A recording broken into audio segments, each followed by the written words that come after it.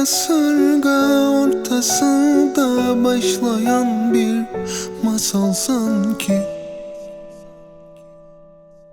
Güneş doğdu bizim üstümüze, Allah'ın bir lütfu belki.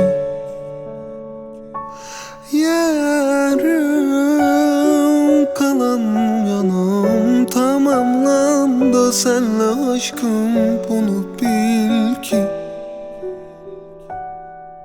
Bu kalp senin artık, inanmışım her şeyimle sensin ilki. Ne olur bırakma, tut ellerimden, üşümesin sensiz diye, üşümesin sensiz diye, üşümesin sensiz diye.